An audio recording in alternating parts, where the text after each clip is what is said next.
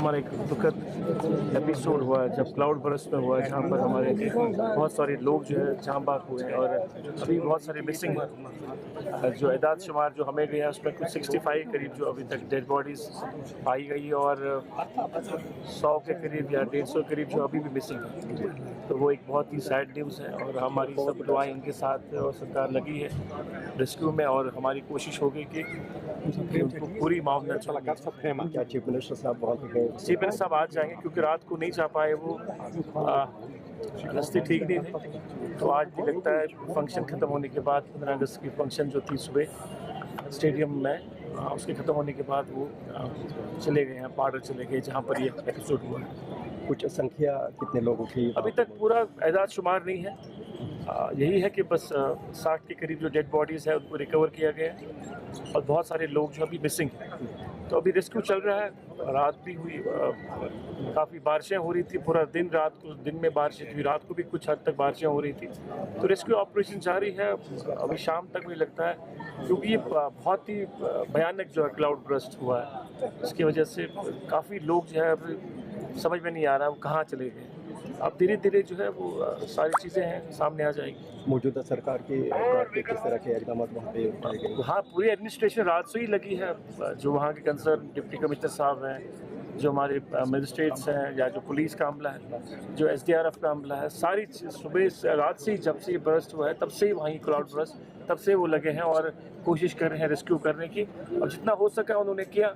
अब ये natural disaster होता है, नेचुरल डिज़ास्टर जो होता है अपने हाथ में तो होता ही नहीं। बाद में जो वहाँ टीमें, क्योंकि ये वहाँ दर्शन के लिए गए थे, मछली यात्रा होती है वहाँ पर, हर साल होती है, इस बार तादाद ज़्यादा थी। तो जहाँ पर वो बेस कैंप था वहीं पर एक क्लाउड बर्स्ट हुआ जिसकी वजह से काफ़ी लोग जो है मिसिंग भी है काफ़ी हद तक। डर साहब, ऑपरेशन सिंदूर के बाद पहली बार यहाँ पे इस तरह का जो ये डिस्प्ले एमिनेशन का देखा गया है, डिस्प्ले हमारा देश मजबूत है, हमारी डिफेंस फोर्स बड़ी स्ट्रांग है और हर ताकत हर उस दुश्मन के साथ लड़ने के लिए हर वक्त तैयार रहती। तो हमें अपने मौजियों पर, हमारे ऑफिसर्स पे, बेल्ट फोर्स पे जितने भी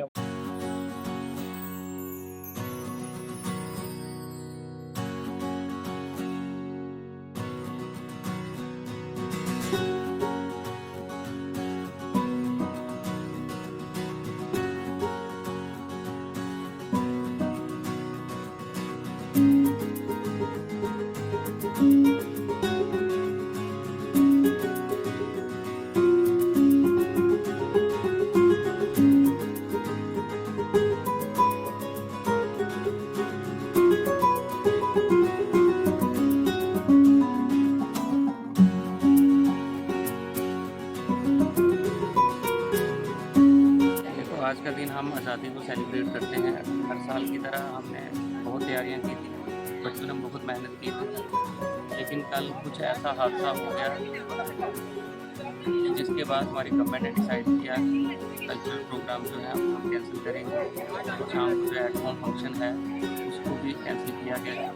इसका कारण ये है कि पूरी हमारी यूपी और पूरा देश जो है अभी शोक में है। उसका कारण ये है कि जो इतनी बहुत बड़ी त्रासदी हुई है किश्तवाड़ में, जसोटी मचेल माता के रास्ते में गाँव पड़ता है, वहाँ पे क्लाउड बर्स्ट हुआ है और सैकड़ों की तादाद में लोग जो है उनकी वो मिसिंग है और जो कन्फर्म है कुछ लोगों की जानें चली गई हैं, बहुत सारे इंजर्ड हैं।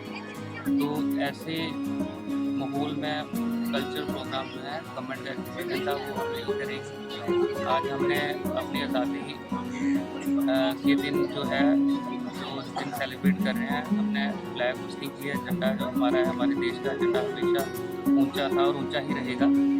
और बाकी रही जो कल्चर प्रोग्राम की वो बच्चों ने तैयारी की थी लेकिन हमने स्थगित किए क्योंकि किसी का भी मन नहीं था, सबका मन परेशान है।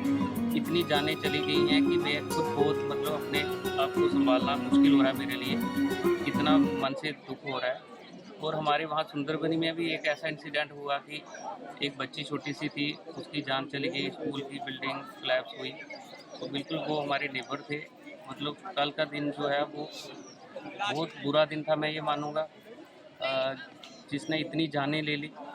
और उसी के चलते जो हमने आज का प्रोग्राम है फ्लैग होस्टिंग और नेशनल एंथम तक ही सीमित रखा था। और हमारा देश, मैं ये कहूँगा, जो वीर सेनानियों की बलिदानियों से हम आज़ाद हुए हैं, उनकी कुर्बानी को हम हमेशा याद रखेंगे उनको हर मौके पे सेलिब्रेट करेंगे। पर आज का दिन जो है वो हमें इजाज़त नहीं देता कि इतनी बड़ी त्रासदी के बाद हम वो उसको हम सेलिब्रेट करें। तो इसलिए आज का प्रोग्राम जो है हमने कट शार्ट किया है। बाकी जो मोमेंटोज़ हमने बनाए थे, या हमने जो एप्रिसिएशन सर्टिफिकेट थे, जिन लोगों ने अच्छा काम किया, जिन बच्चों ने अच्छी मेरिटोरियस अचीवमेंट्स करी हैं, या जिन्होंने सोशल सर्विस अच्छी की है ऑपरेशन सिंदूर के टाइम, या और भी अलग अलग सोसाइटी के कामों में, उनको हम अप्रिशिएट करने के लिए जब भी गवर्नमेंट का हमें निर्देश होगा, हम एक छोटा सा हमको एप्रिसिएशन सर्टिफिकेट या प्राइज डिस्ट्रीब्यूशन फंक्शन छोटा सा हम बाद में कर लेंगे। तो आज का दिन हमने इसलिए अच्छा कर दिया। जय हिंद। ठीक है।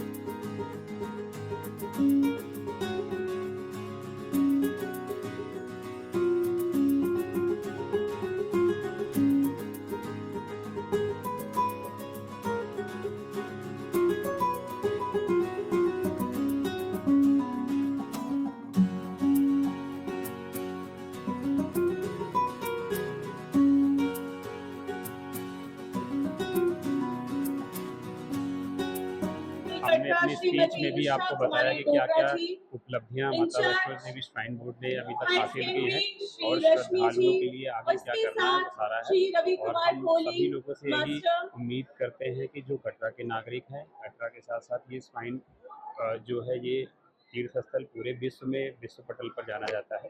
तो सभी के सुखद मंगल भविष्य की हम कामना करते हैं और हम कटरा टाउन को अच्छा बनाएंगे, सुविधाओं को, जो माता वैष्णो देवी की सुविधाएं उनमें इजाफा करेंगे और साथ ही साथ सभी को एक बार फिर से स्वतंत्रता दिवस की हार्दिक शुभकामनाएं।